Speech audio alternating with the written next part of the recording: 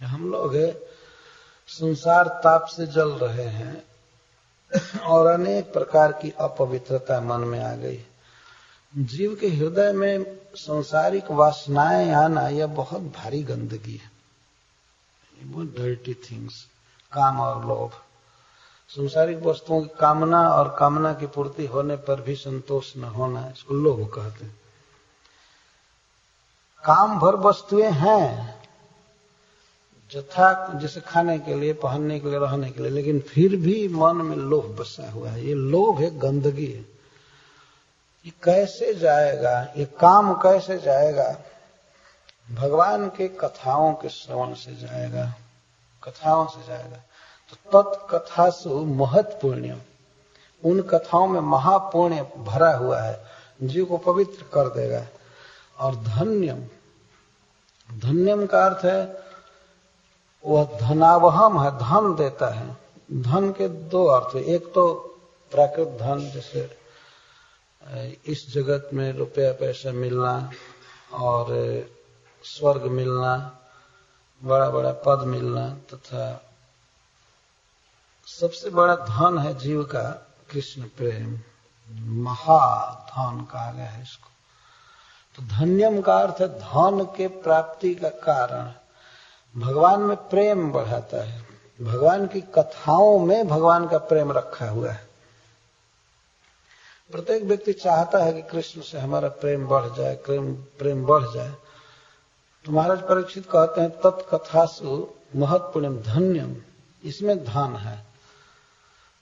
यदि कोई कृष्ण प्रेम चाहता है तो कथाओं में रचे पचे रहना चाहिए। धन्यम। और सांसारिक समृद्धि की भी यदि लालसा हो तो भगवान के कथाओं के श्रवण और कीर्तन से सांसारिक धन भी प्राप्त होता है, यह देखा गया। तो आजकल तो ऐसे विनोद की बात नहीं है, सत्य बात है कि भगवान की कथाओं को कह कह करके लाखों आदमी बहुत धनी हो रहे हैं, बढ़ रहा है केवल कथा कहने से। कई बड़े बड़े काम भारतवर्ष में हम सुनते हैं, यह काम करना है तो यहाँ कथा करवा दो अमुक महात्मा का, अमुक कथाकार का, ये कार्य कराना है तो कथा रख दो, पैसा मिलेगा बहुत और हो जाएगा कार्य। और हो जाता है, कई बार देखा गया। जो बहुत भारी भारी प्रयास करके उद्योग करके आदमी पैसा नहीं कमा पाता है, वो भगवान की कथाओं से कमा लेता है। यद्यपि यह फल नहीं है लेकिन वह भी है इसमें अपने आप। धन्यम, धन्यम का अर्थ धन प्रापकम, धन को प्राप्त कराने वाला। स्वस्त्ययनम, स्वस्ति का आयन है, मंगल देने वाला है। मंगल का अर्थ है कि हमारी वर्तमान में यात्रा ठीक चलेगी और हम अपने गंतव्य पर पहुंच जाएंगे, इसको मंगलम कहा गया। संस्कृत में मंगलम का अर्थ होता है गति। गति के दो अर्थ होते हैं। गति का एक अर्थ होता है चलना, चाल, और गति का दूसरा अर्थ होता है रुक जाना। जहां व्यक्ति रुकता है, जो प्राप्त करता है, उसको भी गति कहते हैं।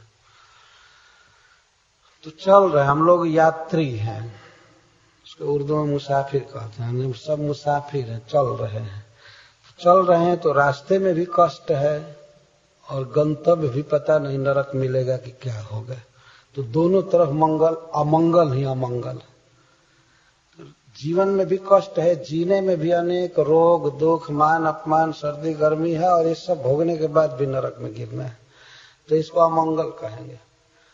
और जब जिंदगी मौज से आनंद से कटे भगवान का भजन करते हुए, और बाद में भगवान के चरण में, भगवान की नित्य लीला में हम चले जाएं, तो इसको मंगलम कहा गया।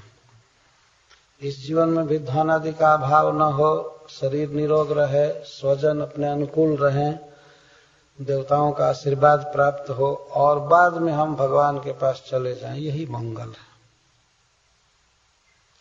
तो भगवान की कथाओं में मंगल रखा हुआ है, स्वस्थयनम।